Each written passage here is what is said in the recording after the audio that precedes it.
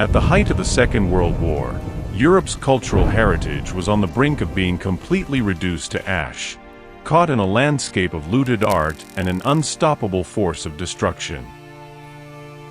We aren't looking at battlefields today. Instead, we are using recovered Nazi manifests and hidden vault blueprints to track the monument's men, the American and European curators who waged a quiet, desperate war of wartime preservation to save history itself. Before the first bombs fell, museum directors and archivists knew a dark wave was coming. They watched the political horizon darken with absolute terror. In a frantic race against time, librarians and restoration experts transformed overnight into logistics coordinators, working by candlelight to pack centuries of human genius into rough wooden crates. But the enemy's reach was long, and their intelligence was meticulous. As the occupation forces marched in, empty frames were left hanging like open wounds. A silent, parallel war for the memory of civilization had officially begun. This wasn't random looting. It was a calculated, state-sponsored campaign of theft on a scale the world had never seen. Adolf Hitler was driven by a grand, obsessive vision to build the Führer Museum in his hometown of Linz, a mega-museum that would hold every great piece of art in the world. To fill it, his specialized looting task force, the ERR, systematically stripped Europe bare, treating cultural plunder like a highly organized assembly line.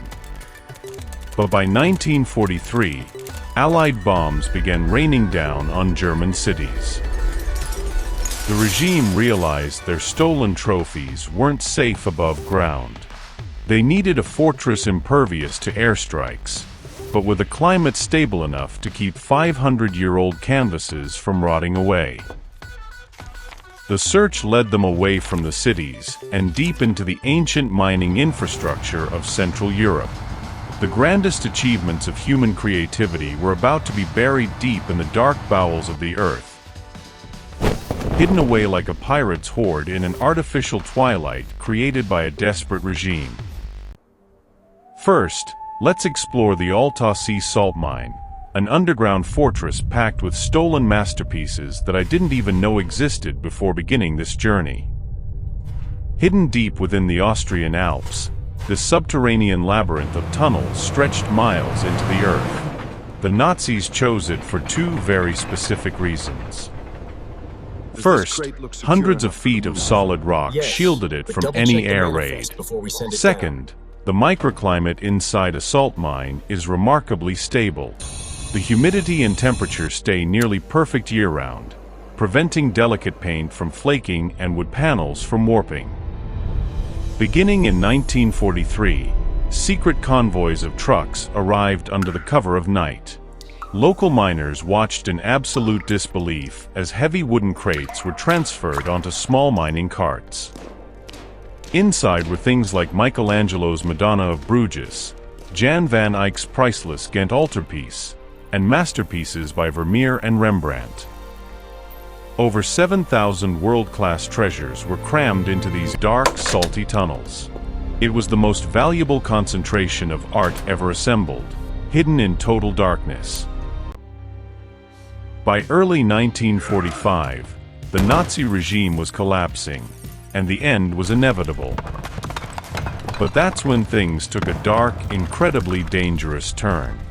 Hitler issued the Nero Decree, a scorched earth order stating that if Germany was going to fall, everything should fall with it. The fanatical local leader in charge of Altaussee, Gauleiter August Eingruber, took this order to a terrifying extreme. He decided that if the Reich went down, the treasures inside the salt mine would be annihilated. He secretly ordered 8 heavy wooden crates to be brought into the tunnels. The labels falsely read, "Marble, do not drop." But they weren't marble. They were 500-pound bombs. Eingruber's plan was to detonate them, cave in the entire mountain, and completely pulverize the greatest artistic achievements of humanity. When the local miners discovered the true nature of the crates, a wave of absolute horror swept through the caverns. They realized they were standing on a massive subterranean powder keg. Enter the Monument's Men. This tiny allied unit was made up of museum curators, art historians, and architects. They weren't frontline combat elite. They were academics in uniform, racing against the clock to locate the mine before the demolition teams could detonate the explosives. But they couldn't get there fast enough. The real heroes in those final, critical days were the local Austrian miners. They realized that blowing up the mine wouldn't just destroy the art, it would destroy their community's entire livelihood. Working in total secrecy, right under the noses of the Gestapo, they pulled off a miracle. Small teams navigated the shafts in pitch darkness, dismantled the fuse mechanisms, and physically removed the heavy bombs from the galleries. Then, they executed a brilliant counter-strategy. They detonated smaller, controlled explosions at the entrances instead. The entry shafts caved in, sealing the mountain shut from the outside world and locking out the Nazi demolition crews. The treasures of Europe were safe, buried deep within a protective stone tomb. When the Monument's men finally dug through the rubble a few days later, they stepped into the tunnels and witnessed a miracle. Thousands of masterpieces sat in the dark, completely unharmed.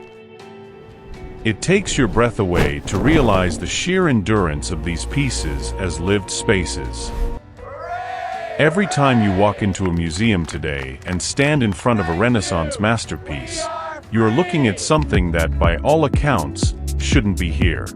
It should be dust at the bottom of an Austrian mountain. The only reason these works survive for us to experience today is because a handful of curators, historians, and local miners refused to let history be erased. They risked everything to save the soul of a continent, ensuring the light of human creativity would survive the darkness of total war. Looking back at these unsealed records, it's hard not to feel how close the past really is. If there's another untold hero, another covert mission, or a piece of forgotten history you'd like to see brought into the light, let me know in the comments.